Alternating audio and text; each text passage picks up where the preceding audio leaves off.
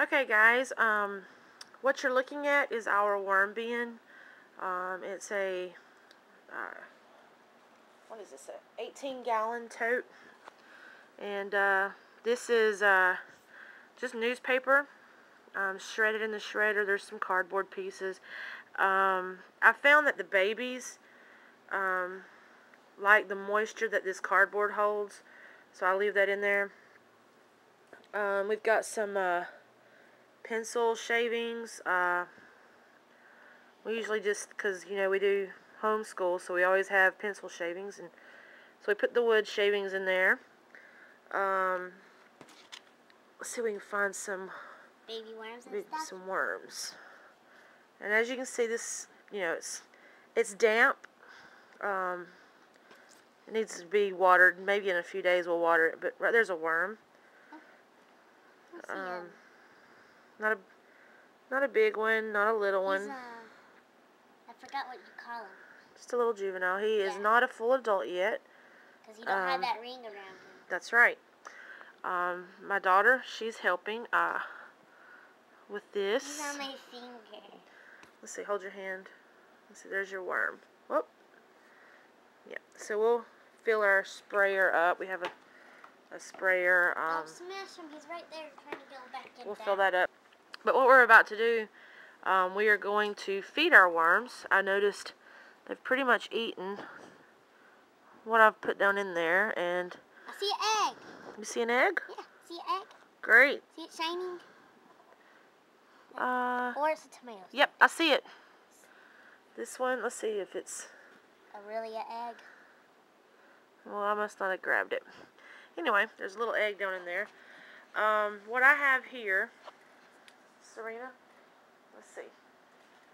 Here is some tomato that they didn't eat, and I know they say don't put tomatoes in there, but as long as you don't put it in a large quantity, I haven't had any trouble. And they will literally eat it. If I could find a skin in a minute. This is part of a tomato skin, and it is completely translucent. It looks like plastic, but that is a tomato skin from where they eat. So Serena, we're going to put that right down in that corner right there. And then that's a bell pepper. They love the bell pepper. They will gravitate towards that. Ooh, and I like the lettuce. Yeah, there's a little lettuce on there. I can give them that little bit of lettuce and they'll like it. Alright, now, what I usually do, when I put in some, I add in a little water in that area. Just to get it started, because these... The lettuce is dry. Yeah. So, grab a bottle of water behind you. See if I can hold this camera in the light. And we are going to just drizzle a little right on those veggies. Yeah, usually I use other thing, but they'll make their own fluid as they break down, but that gets that paper wet. Alright, cover it up. Push a little in there. And that's one corner. Also, I have some okra husks. Where are they? I think they were right here. Oh. This is a bag of okra husks. So we'll put them in this corner over here. Okay. We'll put some right over here. Got a lot of okra husks. Oh, they got a little bit of tomato. Yeah, just a little bit of tomato in there. From some okra seeds I got, and there's still some worms down there eating. Are they? Let's see. Little skins, I bet. Looks. I mean, I need more worms, and they'll start breaking down faster. But you know, there's way down in there. They're breaking it down. Once I get some more worm, it'll go a lot better. Now these are dry okra husk. Just put a few in there, Serena, and we're gonna. Yep, and we're going to wet this down just a little. Just sprinkle some water on it. Yeah, that's a little piece. Okay, and they will eat this. And we're going to cover that up. Just cover it back up. And then we're going to move to this corner.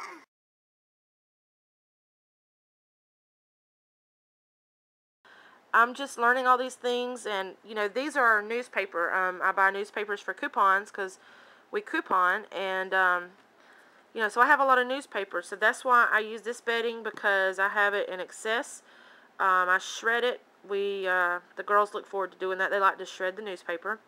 Put it in there and keep it wet. I used to keep a dry layer on top.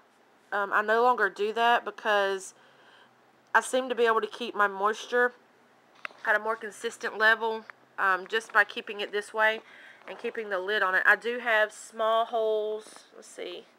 I don't know if you can see right there. All the way around. This for oxygen. And there are also some holes on the bottom as well as these here.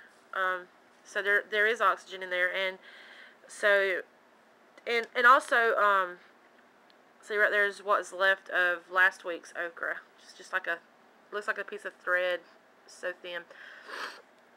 But hopefully we'll be getting some more worms soon and adding it to our bin. We had unfortunate luck at the beginning of spring. We lost. Last time we had worms in the mill, we lost them because of stupid maggots. Larvae, yes, some flies got in. So one thing we learned from that is when you put your fruit or vegetables, even if it's store-bought, a fly could have landed on it and went ahead and laid egg. And when you put it in your bin, what you're getting is this bin is going to be good conditions for the larvae to hatch, and if you get too many in there, and they can just explode overnight. I mean, we looked in our bin one day and we were like, what the heck? But they heated up our bin. Miss Paula over on YouTube, one of our YouTube friends, she had sent me some worms, and I was so upset that they all died. Almost all of them died. We saved a few and they're starting to reproduce some now, slowly. But we were really upset.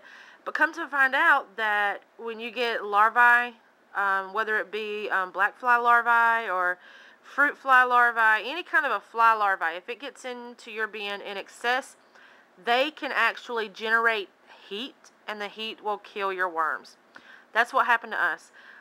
So we had to dump our whole bin, start all over, and I think we've got up to it. It's took us since summer. It took us several months to get a system going that I feel is a successful system, especially once we, yeah, especially once we find once we get some more worms. I think I have a Miss Paula said she's going to be sending me. Well, Serena is excited about it, and she's going to be sending us some more worms. There is some tomato.